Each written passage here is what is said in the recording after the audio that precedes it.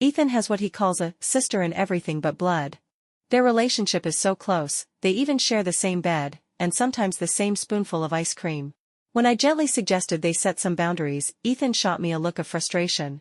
If anything were going to happen between us, it would have happened a long time ago. Can't you just trust me? Fine. I walked away, and got myself a male best friend too. Ethan had stayed out all night again, with Linda Jiang. I stayed calm.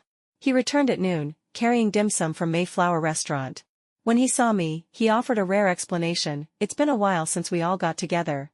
We drank a lot, so we booked a gaming hotel to crash. But this time, we didn't share a bed, I slept on the floor. He stressed that last part. Understandable, considering the massive fight we had about this very thing last time. I'd called him out for being a married man who couldn't respect boundaries, and I insisted on confronting Linda. Linda was a neighborhood girl who had grown up playing with Ethan and his friends. Though female, her personality was carefree, she treated everyone like one of the guys. I had seen her countless times perched on their laps, laughing, joking, even sipping from the same glass as if it were nothing. At first, Ethan tried to explain patiently. But soon, his tone turned cold, and he snapped, if something were going to happen, it would have already. You wouldn't have even married me. Then he slammed the door behind him. What made it more absurd was how his friends chimed in. Linda's just always been like that. Ethan sees her as a kid. A kid? She was 25. Is that still considered a child? Disgusted, I warned Ethan, if he couldn't draw the line, I'd draw one for us, with divorce.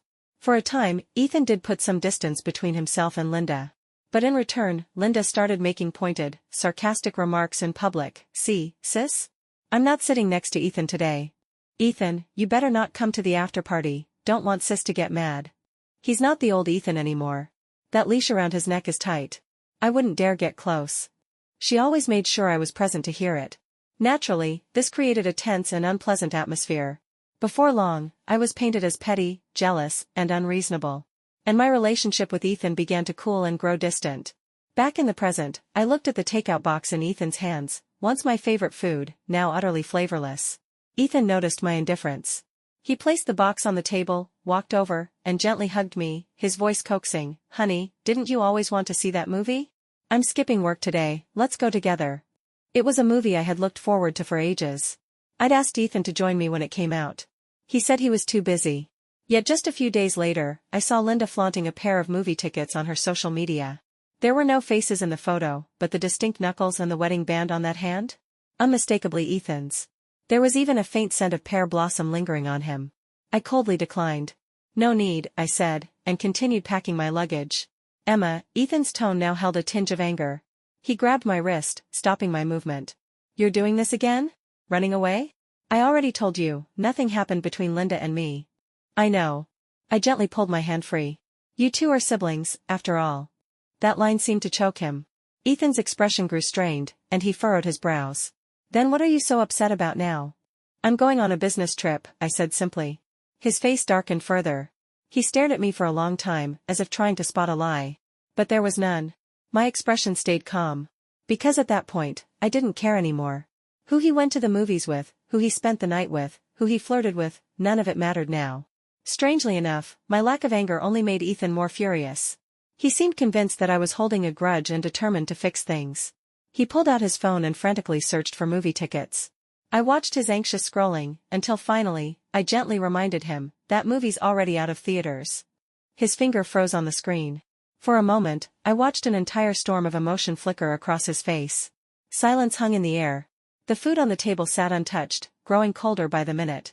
I leaned down, tucked the last item into my suitcase, and zipped it shut. From that day on, Ethan suddenly became overly attentive. During the few days I was away for work, he called and messaged regularly, asking again and again when I'd be back. I told him. And when I arrived at the airport on the day of my return, I spotted his car waiting at the curb. A sleek black Bugatti was parked by the roadside.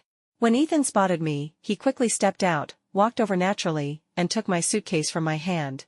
But as we approached the car, I noticed Linda sitting comfortably in the front passenger seat. Her legs were propped up, and her hand rested casually on the open window. When she saw me, she gave me a sweet smile. "Hey, sis. I'm just catching a ride," she said playfully. "I'll let you take the front seat in a minute." She grinned mischievously, but showed no intention of moving. Ethan, having stowed my luggage, noticed me standing still. He scratched his neck awkwardly and explained, she happened to be nearby, so I offered her a ride. She gets carsick easily, so I let her sit in the front, for now. This wasn't the first time we'd argued about Linda always taking the front seat during our trips. Before I could respond, Linda poked her head out of the window again. Her eyes sparkled as she added cheerfully, good thing Ethan was around. Where I live, it's practically impossible to get a taxi. If you don't believe me, the group chat has the messages. That group, formed by their childhood friends, didn't include me. And if Ethan had left me stranded, she added, playfully jabbing him in the chest, I would have tattled to our godparents. Midway through, she seemed to remember something. She paused, looked toward me with a nervous blink, and said, sis, I'm just used to this. There's no other meaning behind it. Ever since my last blow-up with Ethan, Linda had switched from unrestrained physical contact to this faux innocent caution. It was as if my pettiness had forced her to start acting reserved in public. But if she truly wanted to keep her distance, why did she start staying out late with him again? Why continue those one-on-one hangouts? There was always a subtle defiance in her eyes. Once upon a time, these games would have set me off. Now, I was too exhausted to react. Even when Ethan turned to ask her to switch seats, I waved it off and calmly opened the back door. It's fine. I have a friend heading the same way. I'll sit in the back with him. A friend? Ethan looked confused. Before he could say more, a voice called my name. I turned, and his expression shifted instantly. There, striding over with confident steps, was a tall man with broad shoulders, a narrow waist, and a brightly styled outfit. He was dragging a suitcase behind him. As soon as he caught up, he complained, Emma, you left me. I turned around for 1 second to grab my bag, and poof, you were gone. Then, with a pitiful look, he clung to my arm and whined, I don't know anyone here. You've got to take care of me. The sight of us froze Ethan and Linda in place. Ethan was the first to recover. He stepped forward and grabbed my arm. This is the friend you were talking about? His voice was tight with annoyance. His brows knit together in an expression so sour, it looked like he could crush a mosquito between them. Yes, I replied calmly. This is Tom, my close friend. Tom extended his hand with a warm smile. Nice to meet you. Without hesitation, he placed his luggage in the trunk, then hopped into the back seat and waved me in cheerfully. Emma, come on in. I moved to get in, but Ethan blocked me. Babe, don't you think it's a bit inappropriate for a man and a woman to sit together like that? He murmured through clenched teeth. His face was far too close, and his jaw tight with frustration. I looked at him, puzzled. We're just friends. Out of the corner of my eye, I caught a glimpse of Linda, still comfortably nestled in the front seat. Ethan didn't have a response. Tom chatted with me all the way. Meanwhile, the front seat, which was usually the most talkative, was oddly quiet. It wasn't that Linda had gone silent. By nature, she was lively and talkative. On past road trips, she would chatter endlessly with Ethan, from embarrassing childhood memories to juicy neighborhood gossip. They would go back and forth effortlessly, creating a world I could never be part of from the back seat. But today, no matter how hard she tried to start a conversation, Ethan stayed cold and unresponsive. A drive that usually took 30 minutes was cut in half. After dropping the other two off, Ethan circled around and opened the front passenger door for me. Come sit in the front, he offered. I looked at him blankly, then quietly declined and remained seated. I'm fine back here, I said. I'm tired, let's just get home. Then I leaned back, closed my eyes, and pretended to rest. The silence that followed was heavy, broken only by the sharp, loud thud of the car door closing, harder than necessary. Ethan entered the house with a dark cloud hanging over him. I had just finished changing shoes when I walked out into the living room, and found him already seated, smoking in silence. The scarlet glow of his cigarette lit up his face, casting shadows over the complicated emotions there. What's your relationship with that guy? He asked after a long drag, stubbing the cigarette out harshly in the ashtray. His gaze locked onto mine. I met his eyes, my voice cool and measured. He's a friend. A friend? His tone rose. Emma, that guy's over 6 feet tall. You went on this business trip with him, didn't you? Day after day, spending time with that man. Fury rising, he kicked my suitcase across the room. I flared up too. I walked over, unzipped it calmly, and faced him with quiet defiance. Business partners can be male or female, I said. He has a good personality. We get along. What's wrong with that? Of course there's a problem. Ethan snapped. He's a man. How can a guy be just a friend? I narrowed my eyes. Why not? You can have a female brother, but I can't have a male friend? That shut him up. I had never seen so many emotions crammed into Ethan's face all at once, shock, frustration, even resentment. Finally, he nearly growled through gritted teeth, Linda is different. We grew up together. If anything were going to happen. Tom and I are different too, I cut in. Ever heard of mutual trust? My voice was firm. Ethan was speechless. For several days, we barely spoke. The Cold War between us dragged on, filled with uncomfortable silences and awkward distance. Then one day, his parents invited us over for dinner. At the table, they quickly picked up on the tension between us. His mother gently nudged him with a sigh. Ethan, Emma moved far from home to be with you. You need to cherish her. Ethan and I had been college classmates. I was an only child. After graduation, I was supposed to return to my hometown and build my life there. But for him, I stayed. Hearing his parents speak, I noticed Ethan's hardened expression begin to soften ever so slightly. Before we left, Ethan gently took my hand. Emma, But before he could finish, an arm suddenly wrapped around his neck. Ethan, you're finally back. Let's hang out. It was Linda. Once again, she shamelessly clung to him like always. But this time, Ethan didn't return her usual grin. Instead, he peeled her arm off and gave me a nervous glance. Linda noticed his reaction too. Clicking her tongue dramatically, she put on an exaggerated expression. Oh, it's Sis, she said with theatrical surprise, stepping back deliberately, right into the group of people who had followed her. Ethan, you didn't even reply in the group chat. If Linda hadn't spotted you, we wouldn't have known you were here. Yeah, everyone's here already. Let's hang out, someone called out, and the rest quickly joined in. Temptation flickered across Ethan's face. But unlike before, he didn't agree right away. Instead, he turned to me, silently asking for my reaction. Everyone noticed it. Even though Ethan and I were married, I had always felt like an outsider around this group. First, because I wasn't part of their childhood circle. Second, because of Linda. Whenever I was around, they all acted reserved, like they had to restrain themselves. Why don't you join us? Ethan asked carefully. The air tensed immediately. Linda's response was the most obvious. She pouted and exchanged glances with the others, clearly signaling her disapproval. Everyone was watching me now. Hoping I wouldn't say yes. Hoping I'd just let Ethan go. So I gave them what they wanted. I gently slipped my hand out of Ethan's grasp and said with a soft smile, then I'll just take a taxi home. No one said a word. The silence was suffocating. After a long moment, Ethan hesitated, then nodded with a guilty look. I'll come home early, he promised. I didn't answer. Just smiled politely and walked out of the courtyard. As I turned, someone behind me couldn't help but murmur, did Sis have a change of heart? Not jealous of Linda anymore, huh? Actually letting Ethan hang out with us. By 11 that night, Ethan still hadn't returned. I didn't call. Instead, I had plans with Tom. Along with a few friends, we headed to the liveliest bar in town. The pulsing music pounded in our ears, washing away everything else. Our group quickly grabbed a large booth and threw ourselves into the night. After several rounds of drinks, someone next to me suddenly shouted, "Whoa, what's going on over there?" Everyone turned to look. So did I. And there they were, familiar faces. Ethan's childhood crew. 7 guys and 1 girl crowded around a table overflowing with empty bottles. Ethan sat in the middle, looking down at his phone. I couldn't make out his expression, but the way he sat felt distant. That didn't last long. Linda suddenly snatched the phone from his hands, straddled his lap, threw her arms around his neck, and raised a bottle in the air with a grin. The others around them hooted and cheered like it was nothing new. They're playing King's game, someone commented behind me. Feeding drinks mouth to mouth. Another added, this girl is nuts. Someone dared her to take off her bra, and she actually did it, just hung it around the guy next to her like it was nothing. I've seen guys ride girls before, someone snickered, but never 7 guys and 1 girl. That's a first. Everyone around me laughed. Except me. Because at that moment, I saw Ethan set his phone aside and, surrounded by cheers, lean forward, ready to accept the alcohol Linda was holding between her lips. It was disgusting. But Linda didn't get the chance to feed him. Because I walked over, and slapped her across the face. The entire place fell silent. Then the chaos exploded.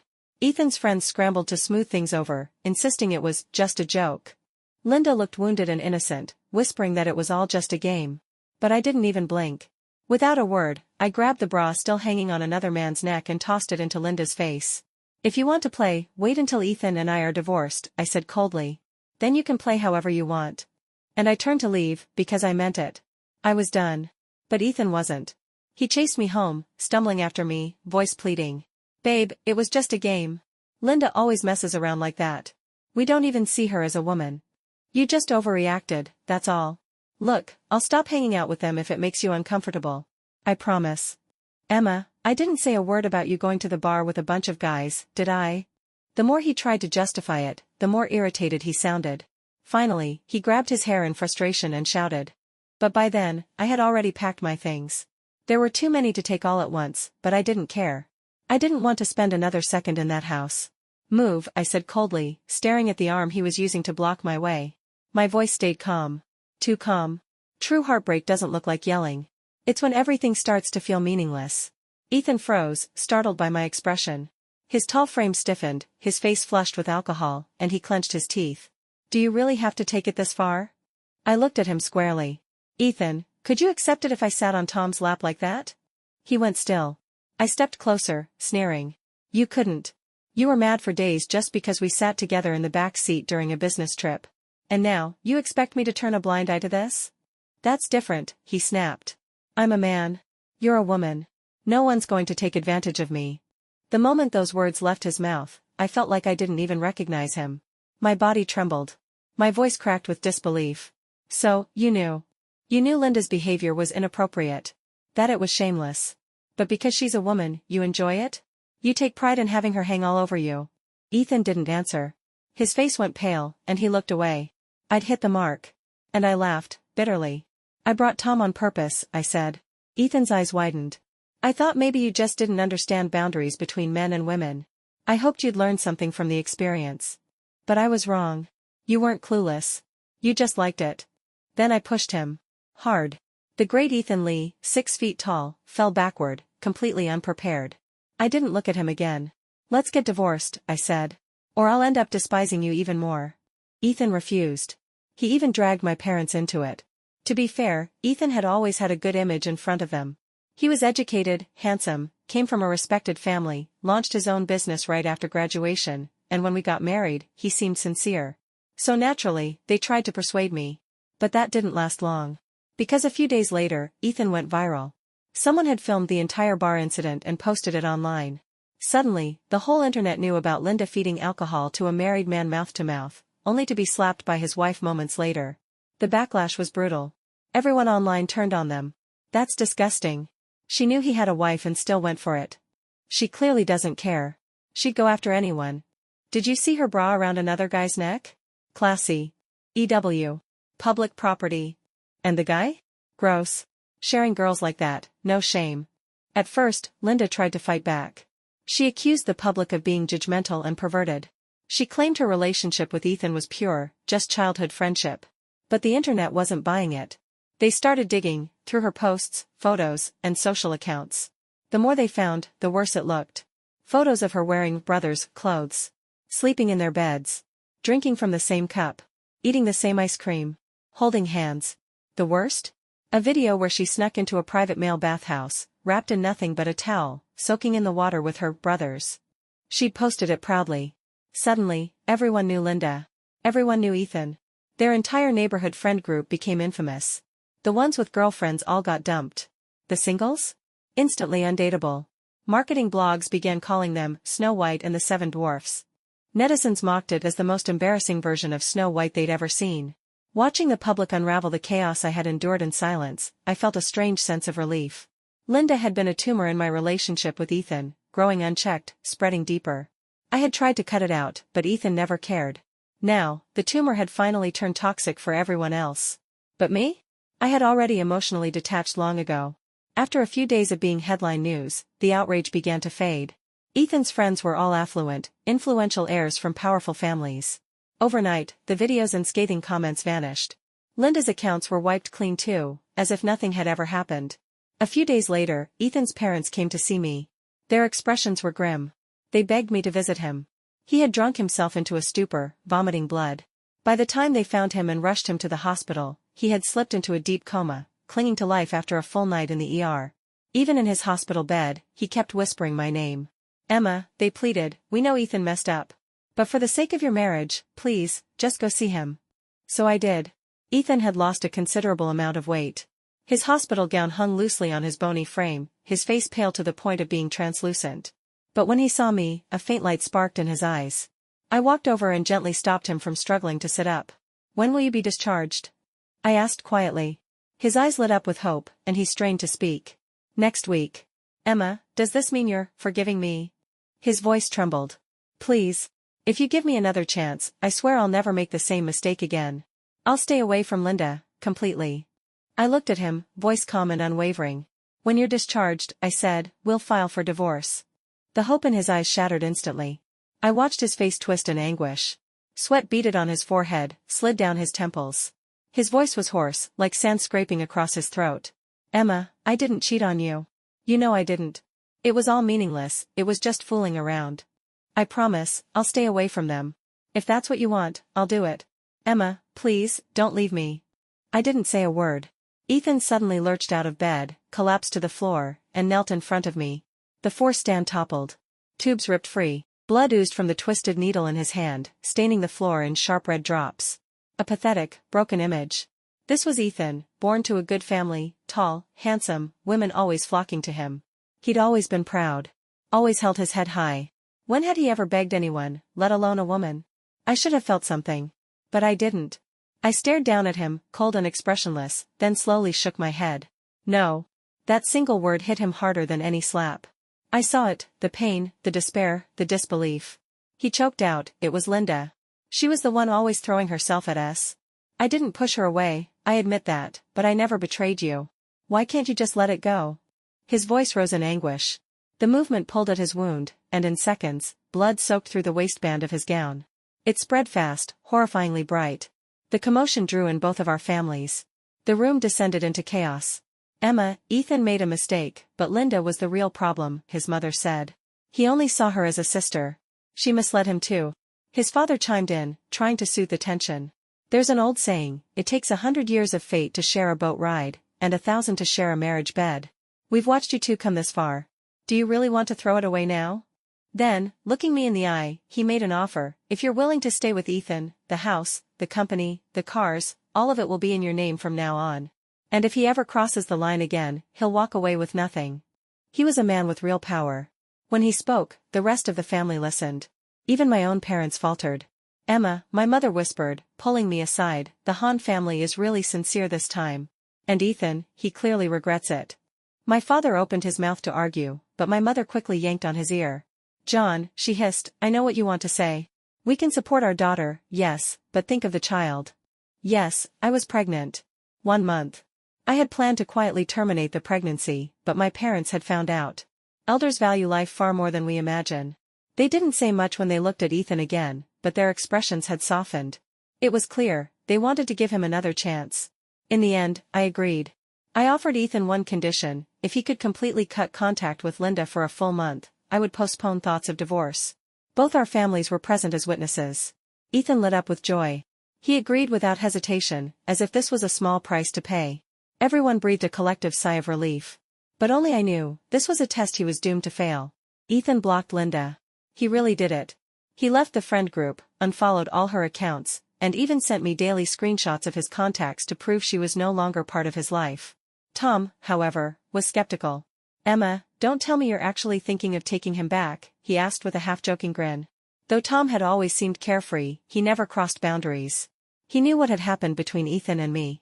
During our business trip, he'd even analyzed the situation like a strategist. Fight fire with fire, he'd said. Make Ethan feel what it's like to have a close friend of the opposite sex around. It had worked. But I had come to realize, the problem wasn't Linda. Tom noticed the resolve in my eyes. Divorce is inevitable, huh, he said softly. The families thought I was relenting. They mistook my calm for forgiveness. But after sending my parents off, I quietly made another appointment, this time, for an abortion. The date I chose? Linda's birthday. How did I know? Because in their little circle, Linda's birthday always required full attendance, rain or shine. It wasn't revenge. I just didn't want Ethan showing up at the hospital to interrupt me. Tom went with me. He cried more than I did. I'm serious, he sniffed. Keeping the baby, it's not impossible. I could help raise it. I'm never getting married anyway. He had loved deeply once. His first love had died young, at just 20. Since then, he had worn a playful mask and lived alone. Emma, are you sure? He asked again. We can raise the child together. I'll even split the cost. Even as I lay on the gurney, he pleaded outside the operating room. But I stayed calm. I'm me first, then a mother. Tom fell silent. His eyes searched mine, then finally, he nodded. As a friend, I respect your choice. As a man, I admire your resolve to leave Ethan. I gave him a faint smile. but I didn't meet his gaze. I knew, I looked strong. But I felt hollow inside. Even after making this decision, my eyes stung when I turned away. My belly was still flat. I didn't feel like a mother. But I admitted this much to myself, it was because of this child that I hadn't filed for divorce right away. I had wanted Ethan to understand something through empathy. Sadly, he never did. Once the anesthesia took hold, I lost all awareness of what was happening. I didn't know I was on the brink of death. The patient is hemorrhaging. The bleeding won't stop. Where's her family? We need someone to sign immediately. A doctor burst out of the operating room, calling urgently. Tom was stunned. The consent forms were shoved into his hands, but he froze, he wasn't legally family. Can't we just leave it blank for now, he asked. Her parents aren't here, and her husband is unavailable. Are you joking? The doctor snapped. Hospital policy, get her husband on the phone. Now. She's critical. Jolted into action, Tom began calling Ethan. Once. Twice. 13 times. 33. 53. No answer. On the 53rd attempt, the call was finally declined. Tom went from worried, to panicked, to hysterical. Answer the damn phone, Ethan. Your wife is dying, and you're off celebrating another woman's birthday. His screams echoed down the hallway. Nurses and patients turned to watch, eyes wide with concern. Some began to curse Ethan right along with him. A few even tried to help. One person suggested, if he won't pick up, try someone else who might. Tom had a moment of clarity. He grabbed my phone and dialed a different number. 15 minutes later, Ethan showed up, followed closely by his parents. Tom later told me what he looked like when he arrived, frosting and cream smeared across his shirt, his tie hanging limp, collar wide open, and his hair drenched with sweat. He looked like someone who had just blown out candles, and gotten doused in regret. When I finally woke up, Tom filled me in on what happened. Your uterine wall was naturally thin, that's what caused the severe bleeding. But luckily, they acted fast enough to save your uterus. He paused, then added quietly, you were incredibly lucky. I didn't respond to the relief in his voice. Instead, I asked flatly, is Ethan still kneeling outside? He was. This time, no one defended him. Not even his parents. After the surgery, my mother-in-law came in to sit with me for a bit. Before she left, she took my hand and whispered, Emma, you've suffered so much in this marriage. My son, he's hopeless. If you want to leave him, we won't stop you. Follow your heart. Later, as I met Tom's gaze, so full of mixed emotions, I spoke with calm resolve. Help me up. He wanted to stop me. To convince me to wait. But he couldn't. So instead, he helped me into the wheelchair and rolled me toward the door. In the hallway, Ethan was still kneeling upright in the same rumpled suit from earlier. A dark bruise bloomed on his cheekbone. Tom had punched him. Ethan hadn't fought back, not even once. And now, though people came and went around him, he remained frozen in place. This man who always hated being seen in moments of weakness, now didn't care who saw him. When he looked up and saw me, his face twisted with pain and shame. Before he could utter a word, I tossed a document at his feet. You lost. Just 3 words. They hit harder than anything else I could have said. Ethan's face crumpled as whispers filled the corridor. His breathing grew ragged, chest rising and falling as if the weight of every failure had finally landed. He didn't even look at the document. Just stared at me, eyes full of something between panic and realization. You chose today on purpose, he murmured. You wanted me to regret it. You wanted to make me choose. The more he spoke, the more broken he sounded. Eventually, he raised a trembling hand, and struck himself hard in the temple. I rolled my eyes. You're overthinking it, I said flatly. No matter what choice you made, I never wanted the child. Leaning against the wall, I continued, voice low but steady, I knew you wouldn't be able to do it. Not even something as simple as this. 1 month. Just 1 month of staying away from Linda. But even that, he failed. Ethan lowered his gaze and whispered, Linda saved our lives when we were in elementary school. He sounded like a child clinging to a story that no longer mattered. In 3rd grade, he and his group of friends had dared each other into spending the night inside a shipping container, just for the thrill. By the time they woke up, the container had been hoisted into the air by a crane, thousands of feet above the ground, dangling dangerously. Linda had followed them secretly. She found help just in time and saved them. From that day on, she'd been treated like one of the boys. No, like their collective treasure. But their precious little mascot? She was never my problem. Ethan eventually agreed to the divorce. The paperwork was completed quickly. The 1-month cooling-off period passed. As we walked out of the Civil Affairs Bureau, his eyes were red and his expression hollow. Even then, he wouldn't let go. He kept pleading for another chance. He said he wanted to make amends. He said he still loved me. His tall frame bent low, spine curled inward like a defeated animal, as he begged me again and again. Eventually, his pleas turned to desperate clinging. We were still struggling on the sidewalk when it happened. Neither of us noticed that we'd stepped out into the street. Neither of us saw the red BMW speeding toward us. Not until... bang. Everything happened too fast. By the time I realized what was going on, it was already too late. Ethan had already been struck and thrown into the air, right in front of me. It was like a slow-motion scene out of a movie. The last words he managed to say before impact were, "I'm sorry." In that moment, my heart stopped. Then came a heavy, sickening thud, and I snapped back to reality. I rushed to his side. At the same time, Linda burst out of the passenger seat. When she saw it was Ethan who had been hit, she screamed and lunged at me with a knife, yelling that I should die. Fortunately, nearby patrolling officers immediately intervened, pinning her against the hood of the car and wresting the knife from her hands. "Emma, why won't you die? If not for you, they wouldn't all have turned away from me. It's all your fault, you bitch. I'll kill you." Linda had lost her mind. After all, on the day of the surgery, my in-laws and a few of Ethan's friends had discovered him at Linda's place. Enraged, they, along with several other families, decided to blacklist the entire Jiang family. To calm the storm, the Jiang family sacrificed Linda. They sent her overseas and forbade her from ever returning. The young elites who had once adored her like a pet suddenly cut all ties when their own interests were threatened. It was the most humiliating downfall for Linda. And in her eyes, I was to blame for all of it.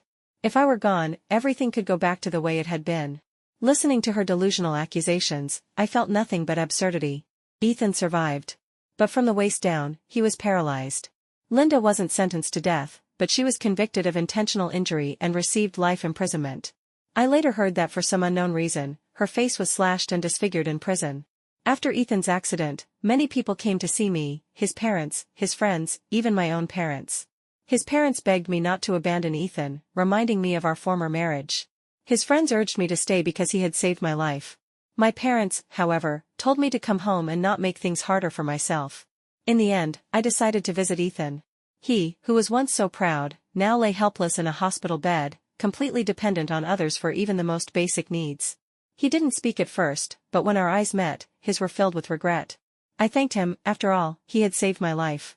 "I know I don't have the right to ask you to stay," he choked out, his voice hoarse and thick with sorrow. "Everything now is my own doing. My retribution." "The doctors haven't given up," I said. "If you're willing to cooperate with treatment, you still have a chance to walk again." Ethan's eyes lit up with hope. Nervously, cautiously, he asked, "So, does that mean you're willing to?" "I'm going home. You know I'm an only child. If not for you, I would have gone home right after graduation and started my career there," I said calmly.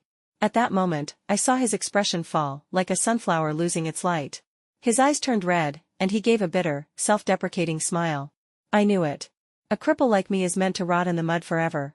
"Ethan, we each have our own lives. You no longer have any control over mine, and I shouldn't interfere with yours either." I cut off his self-pitying words. Maybe my gaze was too sharp, because it hit him straight in the heart. The room fell into silence. Sunlight streamed in through the window, casting a golden glow across my face. I went home. But I continued to hear news about Ethan. It took him 2 years to walk again, but by then his condition had delayed his company's progress so much that it eventually shut down. Another new year came. Tom sent me a message, "Happy New Year." I received it while helping my parents make dumplings. I wiped the flour off my hands and opened it. It was a selfie of him sitting alone on a balcony. I couldn't help teasing him, "Spending New Year's alone again? If you're that lonely, come over. My parents will happily take you in for a few days." He replied quickly, "No, my partner wouldn't be happy." He was referring to his long-departed first love. I raised an eyebrow and texted back, "Impressive. Still so gentlemanly after all these years." Then I added, "Of course, even between friends there should be boundaries." I laughed quietly to myself. Looking up, I gazed out the window. Snow was falling. And the view outside was beautiful.